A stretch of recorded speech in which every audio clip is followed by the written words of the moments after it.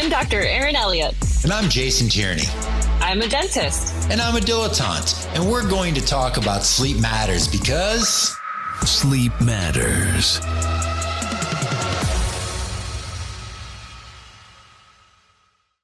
Dr. Suzanne Thai, thank you for joining Dr. Elliott and I here on Sleep Matters. Thank you for having me. I'm so excited.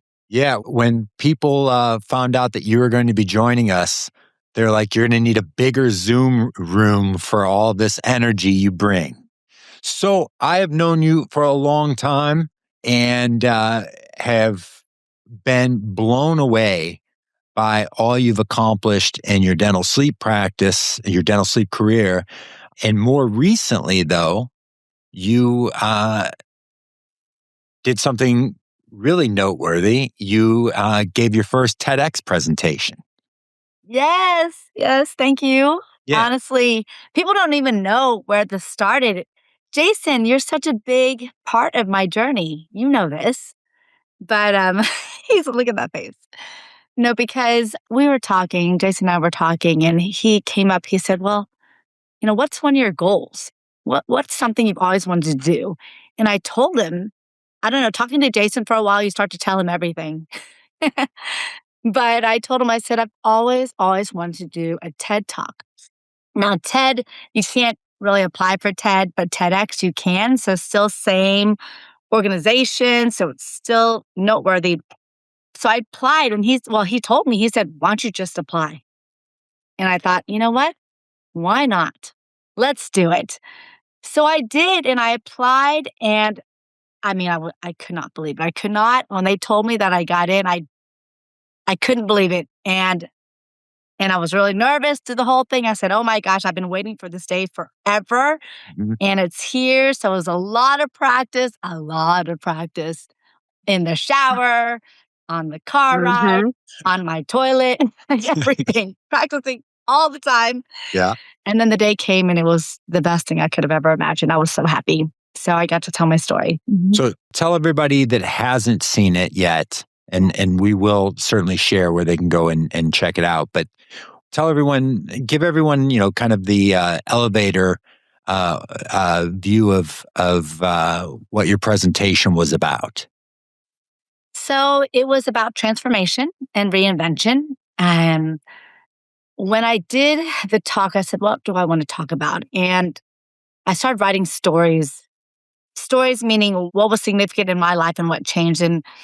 And I just wanted to help people. Really, how can I help? My transformation was literally from being a dentist, a general dentist, to being a sleep medicine dentist. And it's all about what if the life you built and no longer fits? What do you do? And how do you change? And how do you transform? So I just talk about from the beginning, my story of whenever I was a dentist, and it was great at first until it wasn't anymore. And I realized I kept coming into work and I was starting to dread it. And before I was supposed to be a doctor, like an MD doctor.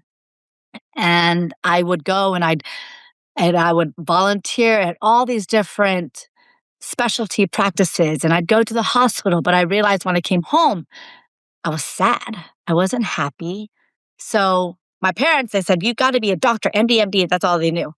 But then I came home and I said, I'm sad. I'm not. This does not make me happy. Mm-hmm. And then I found out from my husband, whose dad's a dentist. He said, you volunteered, you've shadowed everybody. Why don't you come over to my practice? And I did, and I'll never forget. There was this boy, and he had a broken number 8 tooth, and he came in and he was crying.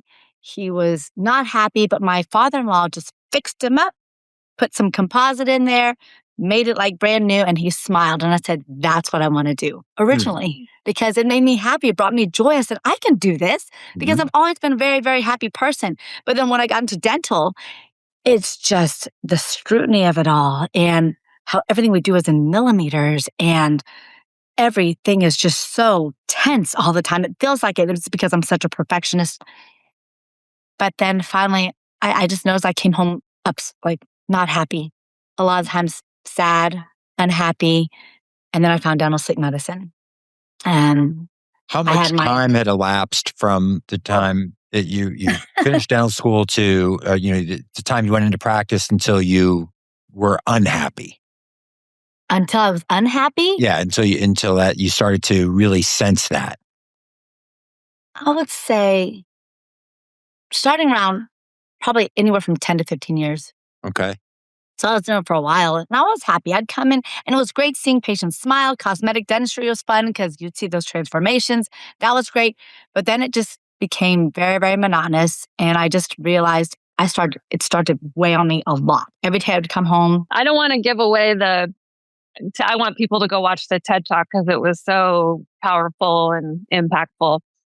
But the one moment that really got me, because I know that same feeling, is where like your pain and your sadness or whatever is just like, nope, got to swallow that down, put a smile on, and go work on patients.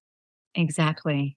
And that happened multiple times, Erin. The one story that I said in my TED Talk, that was a very defining moment. And I still remember. That's why even in my TED, I start to cry because I put myself back in. And it's just, but you do, Erin, you're right. As dentists, as clinicians, we are there for the patient, always. And we teach our team, I teach my team these things. I said, when I come in, it's curtains up. Whatever personal is happening, that's behind us once we walk into the door. That's how I've taught, and that's how I feel. Because patients, they pay to see you. They want the best treatment from Rescheduling a day just puts everything. So I'm just going to, just last week, I had almost the same thing. My back went out, and then the next morning when I woke up, like something happened in my hip. I couldn't stand up straight. And it was so painful. And I was like, how am I going to get through the day? Well, I can stay bent. As long as I stay hunched over, I'm fine. Like I'd walk around the office that way. But I literally got Novocaine and stuck it into my muscles, into my leg. And that's how I got through 3 days of work before I went to the ER and got an MRI. Oh my goodness, Erin. I'm better now, but it's just like sometimes you just have to power through, but it stinks. The pressure's on us. Yeah, but there's a difference. There's a difference, isn't there? There's a difference between powering through a hard time that that happens to all of us, right? We're all faced with like a short-term challenge where, maybe we need to work longer hours. We need to, do whatever the thing is. There's a difference between powering through that and having sort of this existential dread. And, oh, yes. Like you mentioned in your talk, Suzanne, suppressing the self for a period of time until eventually the pain of that suppressing it becomes greater than the pain involved in changing it, right? Yes. You reached that point, and you talk about it in the TED Talk, but you reached that point where something had to change. And you discovered dental sleep medicine around this time, yes? Yes. So yes. talk to us a little more about that. So, there's something significant that happened, and you'll find out in the TED Talk. And it was like a miracle, honestly.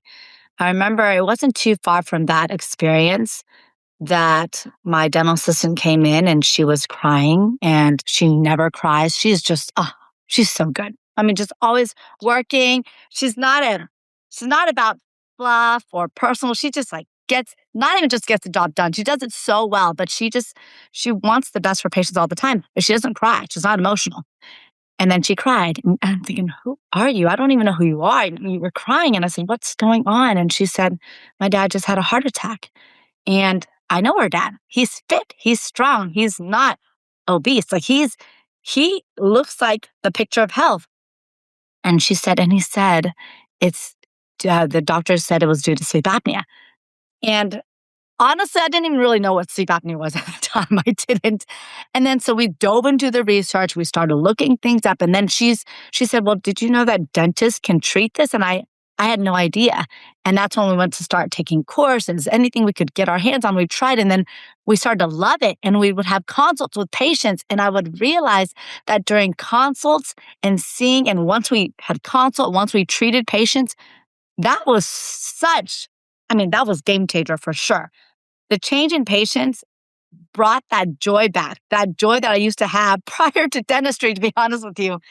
So happy. This is exactly what I was looking for. This is what I was looking for in medicine when I thought I'd want to be a doctor. It's so much joy to see patients. I had a patient that sticks out in my mind, and he came in and he said, I'm on the verge of divorce. Like, not sleep divorce. We talk about sleep divorce all the time, like sleeping in separate rooms. No, on actual divorce.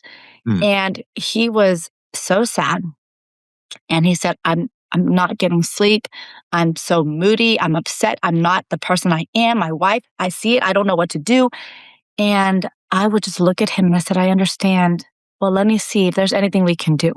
You stop breathing 30 times an hour. And we started explaining things. So we got treatment. So the best thing about it was, after we treated him, he'd come back. He's a different person. And he brought his wife and they stayed together.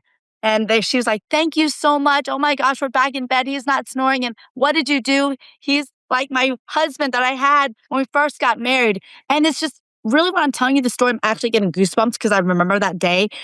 And I tell my team, I'm like, this is what we do. This is what's so exciting. This is the change that we have in patients. It's so significant. And we see this daily. And how lucky are we? So yeah, I love. You probably saw that change in yourself then. It's so funny watching how much more animated you got just in telling that story. Yeah. I feel it. And no, that's why the joy comes from, once you get to that point of knowing what you really want. And in the TED Talk, I talk about like knowing what you want, asking the right questions, making the hard actions, and it happens. You just have to really write it down and know what it is and follow through. But yeah, it's exciting. Dental sleep medicine is exciting. You all know on this podcast, so I don't have to explain that. But so you mentioned when you were preparing for the TED Talk that you were rehearsing everywhere from the car to the bathroom. Yes.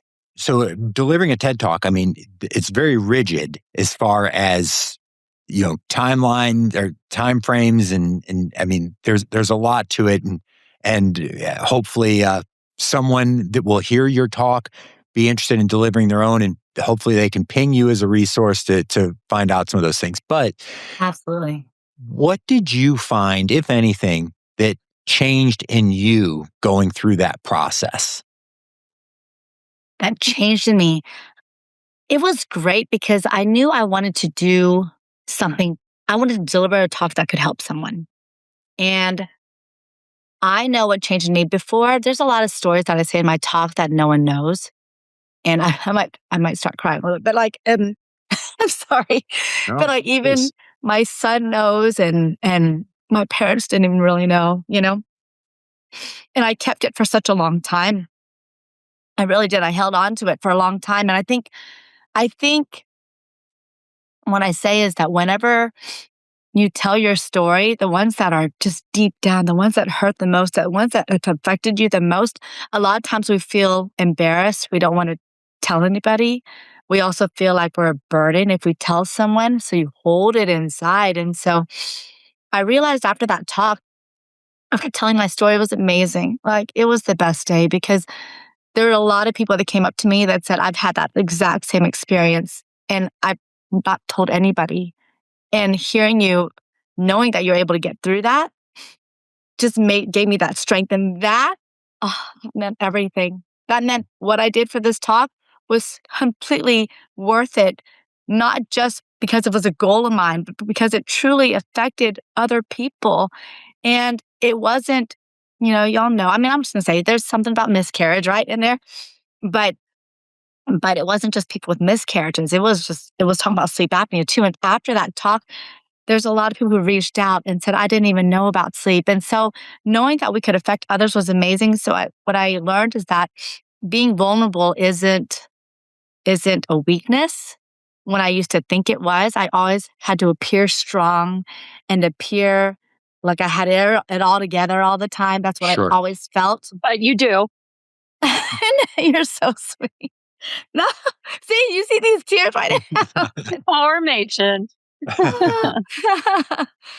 But it just made me realize I'm stronger than I am, and that telling stories and being vulnerable is a strength, not a weakness. So that's what I learned. I really did. But your son was really impacted by it too. He It was probably pretty cool to see you, and hear about how much you wanted him.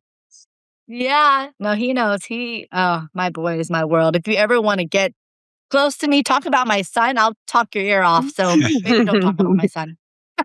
I'll talk a lot, but he's everything. And I couldn't have wished for a better baby, truly. He's my world. That's beautiful.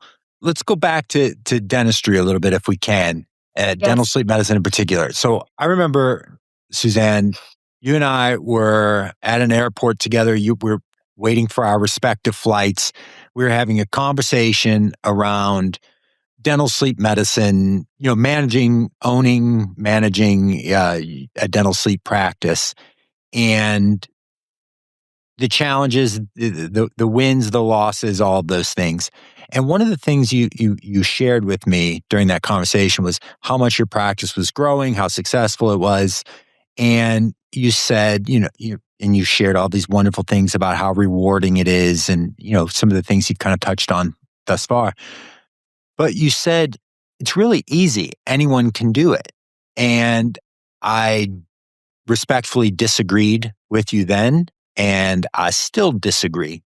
And what I mean there is not anyone can do it. Anyone can learn how to take the proper bites.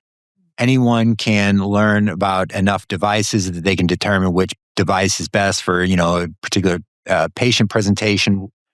You can hire the right billing company. You can even, have an in-house biller, whatever. All these sort of ancillary things. But all that knowledge without an ability to engage patients and help patients understand and own their condition, and then want to move forward with the appropriate treatment, that is not easy. And that's something and Erin, I think, you can attest to this. When you look at the most successful dental sleep practices, the top, 25%, they're all led by really charismatic, capable, engaging individuals. I'm looking at two of them right now, Suzanne and Erin. And many times I've met dentists that, they might have, any number of accreditations, certifications, but they don't have especially successful practices. And it's not because they don't have the know-how, they do. It's because they lack the interpersonal relationship skills, something that each of you are just, your cup overfloweth with those skills. But Suzanne, for I guess my first question related to that would be, have you changed your mind about that at all? Do you still think this is easy and anybody can do it? I mean, I still like what you said. The actual work of creating an appliance and designing one, and that part, yes, I still think that's easy, right? Everybody's going to say that it's going to be easier than prepping 10 veneers in a mouth, right? So but as the years went on, ever since our conversation, I can see where you say it's not as easy, because the most important thing I believe in business and anything I teach this to my son as well is communication, and knowing how to communicate, knowing how to read people, knowing how to look at body language and posture and tone. That is not as easy. And this is what I teach to my team as well, because I know they'll say, okay, well, you're the doctor, you do it, but then what about these offices who the doctor isn't doing the consults? What about the team members? And this is something that you can teach. So I don't think that part is as easy anymore. And the reason why also, because I used to fail at it, truly. I would start doing consults and no one would say, let's go ahead and start treatment. And they wouldn't. And some of the things I'll be talking about at the symposium is you have to record yourself. I remember the first time I recorded myself, my mentor had said, record yourself and let me listen to it. And I did. And I thought, I'm pretty good. I can talk to people, right? Oh my goodness, it was so cringe. Yeah. As the kids would say, so cringe. I don't want to hear myself. And then I remember, because I remember always thinking, I've got to connect somehow. So what do I do? What can we connect about? And this man was saying, oh, well, I don't know. I sleep by myself. And I don't know if I stop breathing. I guess my cats jump on me, let me know that I breathe or that I stop breathing. And I said, ooh, I have cats. I love cats. And I'm sitting there talking about cats. And then I remember my mentor saying, what the hell? Why do you keep talking about cats? You're getting off topic. And sure enough, the patient did not go through. They did not want an oral play. They like getting work from that crazy cat lady. No, he literally probably thought I was a crazy cat lady. He said, this girl doesn't know anything about dental sleep medicine. And I will never forget. And so from that talk, I remember I will talk less. I will stay online. There's a movie called Wolf on Wall Street that says you got to stay on the line. I will stay on the line. And that's what I do because it happens daily. When patients are uncomfortable or they don't want to admit that they have a problem, then they'll start talking about other things. They will veer off that line over and over and over again. And I used to follow them because I'd think, oh, well, let me just connect, right? But then my body language changed. I wouldn't laugh all the time when they're saying crazy jokes sometimes because they're uncomfortable. And before I would just stay quiet and I'd, look at them and I'd smile, but it's more of a softer smile. It's literally the nuances of body language is so little, but then they would look and they'd realize, okay, I'm talking off topic, and they would come back on. And I'd ask another question. They would come back. And ever since I did that, it's like they say yes. They're like, let's please help me. Please help me. So I can't stress enough about recording and role playing. My whole team knows I do this. When I am interviewing employees, the first thing I say is like, in our practice, we role play, and let's role play right now. And they'll say, what do you mean? And I said, well, where did you work before? So, I'm just making something up, but let's say they worked at, I don't know, hardware store. Sure. Stanley Hardware. I'm making up things. Sure. And I'd say, okay, you answer the phone? Yes. All right. Ring, ring. And I'll say, you don't have to say DFW Sleep Solutions. Say Stanley Hardware. Say what you say. Yeah. And ring, ring. And then they'll say it. And if they are failing at that when they work there for 2 years, I'm sorry, you're not coming into my practice. Sure. But I tell them all we role play. They know it. My team knows it. We have standard role play sessions, every month. This is systems. This is what we do. We practice. It'll be anything. It could be delivering an appliance. It could be talking about titration. It could be little things, because once they get comfortable, then it's great. Everybody knows. And everyone always says, well, Dr. Thai, I can't do it in front of you. I'm embarrassed. I can't. And I said, what's your name? They'll say, Abigail. I said, were you embarrassed saying that? No, I wasn't embarrassed. I said, that's because you know it. I said, once you know it will not be embarrassed. And that they know that. So my team they're very comfortable. So not even if it's scheduled, I might just midway in the hallway say, okay, tell me, Sure. what do you say when someone is, I go through that. So Yeah. I can't stress enough about recording. Well, there is so many scenarios we get. And early on, I did Toastmasters, so it's probably similar to the recording, where they count your filler words. Oh, yes. And give you feedback. That is awesome, because I didn't even know "so" was my favorite filler word. So those. I'm the same. I still have many filler words. Oh, role play is hard. That's one thing. I teach with 3D dentists. The head honcho there is T-Bone, and that is a huge thing for 3D dentists. So we have started incorporating role play into my sleep apnea implementation course. Hey, you're the hygienist, you're the patient, you're the doctor, and everyone they're shy at first. Of course. And then it's funny how the next person that goes is like, okay, I can do this. You just gotta I think that's so good. As touch down Bull that said, resistance. Yeah, as you both said, I mean, it's vitally important. I want to say that it was Churchill, but don't quote me on that. And I'm not going to quote him. I'm going to butcher the quote, but it's something like there's the presentation you meant to give, the presentation you thought you gave, and the presentation you actually gave. That's right. And if you record it or you role play it, it really helps bring that last one to the forefront. And, once you hear yourself, you can fix those things. It's not until, you're in Toastmasters and someone's ringing the bell every time you use a non-word or a filler word that you become painfully aware of areas that need improvement. But if you don't say it aloud, you can't improve on it. So That's kudos to you for doing that. But this is the type of thing, you said it yourself, that it was making these subtle shifts and these softer skills and bolstering these softer skills that's when you saw the numbers really start to take off. It didn't have anything to do, like a new device wasn't the panacea or a different home sleep testing unit. It was changing yourself and how you interact with patients, how you interact with your team that really made the big difference.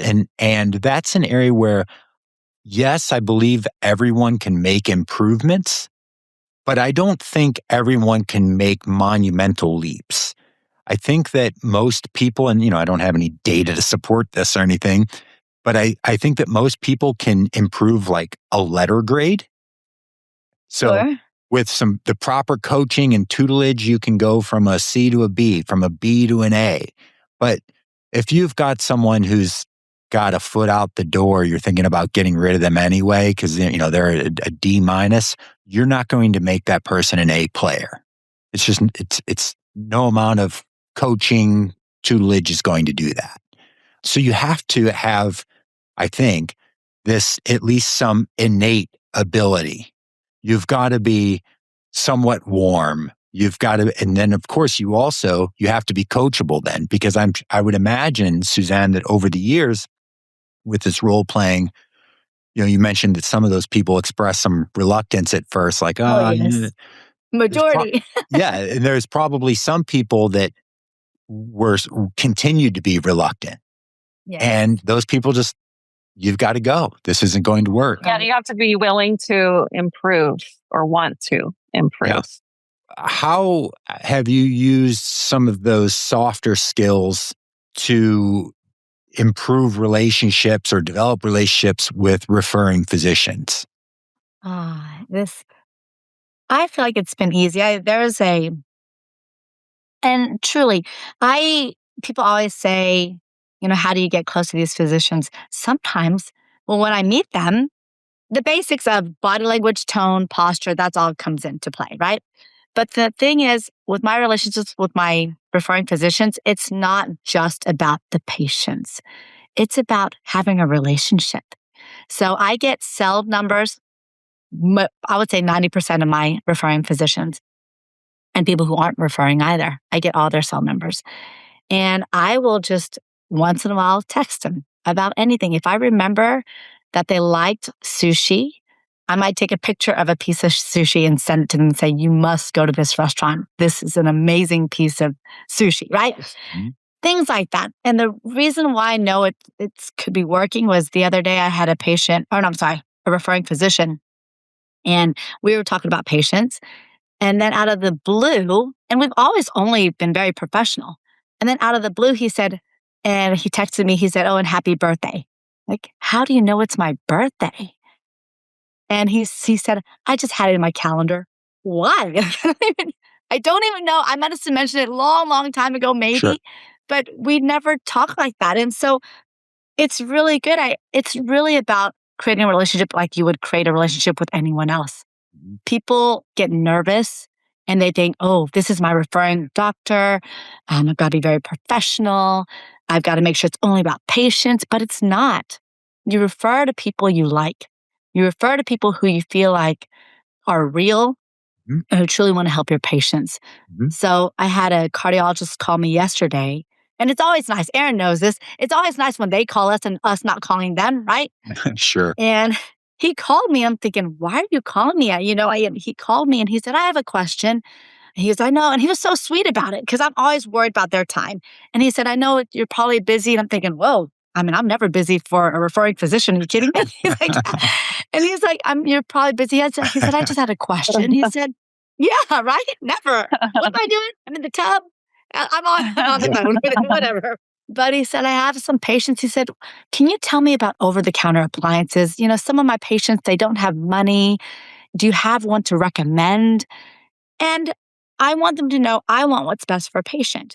But I also wanted him to know that, yes, as over-the-counter appliances, I don't love them, but sure, it's something they can use, but they're not custom. You could have a bite change without knowing. There's no one watching. How do you know how well it's going? He said, oh, it can make teeth mobile? Possibly. No one knows where the pressure's at. When we do our oral appliances, we know what's mobile. We can tell the lab, make it passive on this certain tooth so it's not putting any pressure. We can watch those things. And he said, oh. And I told him, I said, truly, doctor, and I'm not going to say the name, but Dr. So-and-so, at my practice, we're here to help them. If they don't have money, we can figure this out. I literally will do payment plans for people till who knows when. I really will, because I want to help them. And he could tell. And I told him about the story that I had a patient who she had CPAP, but she couldn't use it. Her optometrist said, you can't use a CPAP because it's drying out your eyes too much. You've got an eye condition that you cannot use it. So she had to stop. So she looked for oral appliance therapy, came in. She also had cancer, had chemo. It ate up her teeth. There was nothing to hold on to. But then it wasn't even because we've talked about how we can do oral appliances on patients with dentures, right? She had to have all these extractions. It's just not a perfect fit for her at the moment. So what did I do? I called her optometrist. I said, is there something we can do? Can we get goggles or something? I asked the patient and she said, well, my husband died. I can't wear a sleep mask or anything. It scares me. I sleep with my eyes open. So I searched on Amazon for her. I found goggles that were clear. And I said, let's do this. Can we do this? And so she did clear goggles with CPAP. And she texted me back. She goes, Dr. Thai, ever since that, I've been able to wear my CPAP every night and I'm having the best sleep. And I told that, story to the cardiologist that called me last night. He said, you and I are so aligned. It's all about doing everything we can for the patient, no matter what it is. And it's true. That's what I want. When I come into any consult, the first thing I think of is, how am I going to help this patient to the fullest? Let's get ready. Let's go. What am I going to do to help this patient? And that's what it is. And, when you talk about businesses, you have end of day reports and you have how many appliances said yes, all those things. If there are any patients who go through CPAP and it's not oral appliance, but they go through some sort of treatment, I tell the team that is a yes. Yeah. That is a win. And that's how I feel. And so I think having good conversations with your physicians is always good. It doesn't have to only be about oral appliances. And some of the better referring ones, Suzanne, I'll even tell them, I'm like, look, if you have a special consideration or someone that you really believe needs help, like, you can call in a favor. Like, just let me know. Exactly. Yeah. Try to let that be the gatekeeper a little bit. Yeah, that's right. And I'm sure they appreciate that. I mean, that's, again, like you said, Suzanne, I mean, you both want what's best for the patient, and the fact that you're willing to go that extra mile to make it happen, people recognize that. Isn't also jumping on what Erin said, when you do that for the doctor, the referring patient, the amount of patients they refer are tenfold. I mean, after that, they said, wow, you truly do care. Thank you so much. And they start referring more and more and more. Yeah. And something that you didn't say it explicitly, but something I heard a lot while you were talking about these softer skills is the importance of listening. Yes. Paying attention, listening, from observing body language to, trying to really understand kind of the message maybe behind or underneath what they're saying, and really paying attention to those things. Yeah. Yes, very much so. Yeah. I mean, I think, Jason, we have a pretty good now what with Suzanne, even on this soft skills. It's start to record yourself and role play. Yeah. Yes. So what Erin's talking about there, and here we'll throw this at you. Maybe you can tease it out a little more, Suzanne. With this show, one of the things that we want to do is we really want to give people actionable tips, actionable information. We don't just want to educate them and inform them, entertain them. We want them to get a pearl that they can put into practice. So Yes. role playing certainly would be one, but if you could give listeners, let's say, two other specific actionable pieces of information that they can use today to improve their sleep practice, what would it be? Role playing is my biggest one. All Definitely, right. that's one. Role playing, and not just saying role playing, but have it scheduled. That's a big one. You can say it all you want, but if you don't schedule it, it's not going to happen. Hmm. So role playing, recording, having actual role playing is one thing, but then actually doing recording. And what I mean is recording your consults, recording what you're saying, and actually listening back to it. So again, scheduled time. That's a little bit different. It's all going into, I'm trying to think of what else. That's the biggest things, role playing and recording when we're talking about communication. And when we're going back to communication, there's certain things that you have to look out for. Like when you're communicating, look to see, I say, you want to connect with a patient? Compliment. Say a compliment of some sort. And are you doing it? Like when you're listening to your role play and your communicate in your consults, did you compliment them? And what I mean is that's your way to connect. And I'm not talking about cats, talking about anything. Yeah. Anything. And people say, what if and for me, I don't compliment if I don't believe it. So if I don't like your hair, I'm not going to tell you I like your hair. But if I come in and anything, I like your shirt, I might say it. You talk about, they might say what their job is, and it's way smarter than me. I'm going to say, you are way more intelligent than I am. And I will say that. And I said, you are so smart. And then they'll say no. And it literally gets them from being anxious to calm. So that's a huge one. Compliment, find something. The other thing is, I talk about being a chameleon. When a patient when I come into a patient, I come in with a lot of energy always. And then you'll have someone and they are like sad and they're quiet. So when you're listening, Reserved. yes, you automatically, what I'll do automatically, I will slowly sit down. I won't sit fast. I will slowly sit down. I'll lower my voice. I'll look them in the eye and I said, I'm so happy you're here today. And it'll change. When normally I come in, good morning, how are you? That's how I come in. And then it changes, but be a chameleon. Find a common ground, but remember to stay on the line. So actual steps, what I'm saying is when you're looking at role playing, know what you're looking for. So look, are you complimenting? Are you being a chameleon? When you're videotaping the role play, are you leaning in? Do you have eye contact? Did your eyes go somewhere else? If you know the patient, this is a big one. If the patient starts looking off or they start pulling out your phone, you just need to pause. So when patients are talking, they start doing this, I'm just quiet. And then they'll look up and I say, you must be busy with work. And they'll say, oh, no, I'm so sorry. I'm so sorry. Go ahead. And I'm like, and so I'll just stop. So it'll be awkward for everyone. And I won't say a word. And then they'll come back and they'll say, oh, yes. So that's another. Mhm. Those are great. I don't think I've ever articulated it, but that's what I do. And it is hard to teach. But I think I'm the taller, blonder version of you then. We're like twins. Well, I want to be you, Erin. well, no, Suzanne, really, I'm very thankful that you shared these tips with everyone because, I mean, I am a firm believer that these types of techniques are what separate a wildly successful practice like yours from all of the others. And those people, they have the clinical skills, they have the knowledge, they just need to role play, they need to listen, they need to record, they need to know what they're listening for, and then they need to put that into practice again and again and again. And I just want to say something that you inferred, but it will be challenging at first, right? It'll be challenging to hear yourself. It'll be challenging to try to make these improvements.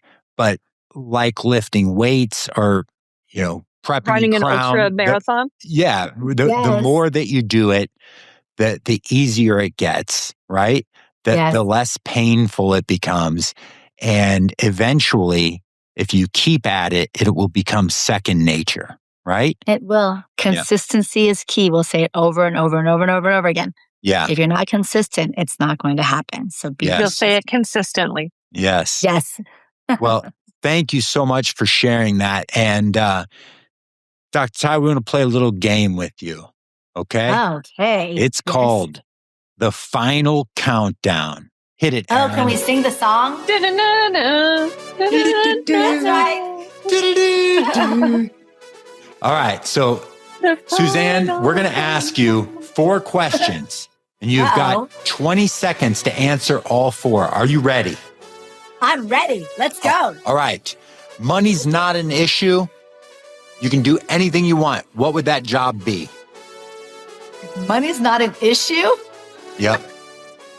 I would love to be a singer and dancer. Like a pop star. I think you already are. You're just an amateur. Okay. And I can't believe I said that out loud. And then next, have you ever been fired from a job? No, I quit because a dentist threw a crown at me because I sucked as a dental assistant. All right. What's the worst movie of all time? The Village. I told you. Right. The Villagers, don't watch it. It's horrible. All right. And then you're getting ready to enter the ring for a battle royale. What's your theme song? My theme song, it's going to be an 80s song for sure. I love 80s. There were a lot of songs in that decade. Go. Theme song. This is hard, Jason. You know I love music, and I'm trying to think my main theme song. I love Depeche Mode. Well, you can always get back to us with a video of you performing, singing, and dancing. Yeah. You know what? Yes. Stop right there. Yeah. You're going to do that. Okay? You're going to sing and dance on video your theme music and send it to us, and we're going to attach it to this episode. It'll be the outro. Stop it. Yes. I'm like, what is a karaoke song I love? There's so many. I'm like, she's so lucky. No more. Star, but she cry. I don't know. All right. Well, yeah. Now I feel like you can send us. Like a compilation of you singing and dancing to 80s songs as your outro. Oh my goodness! All right. Yes, that wasn't even an 80s song. That's just what we're singing every night. All right. Well, Suzanne Thai, Dr. Thai, thank you so much for being such a vocal proponent for the field of dental sleep medicine. Thank you for your TED Talk, all the inspiration, and thank you for your friendship. We appreciate you. Thank you so much for having me on here. I feel so grateful and honored. Thank you, guys. Thank you. This is so fun. Thank you.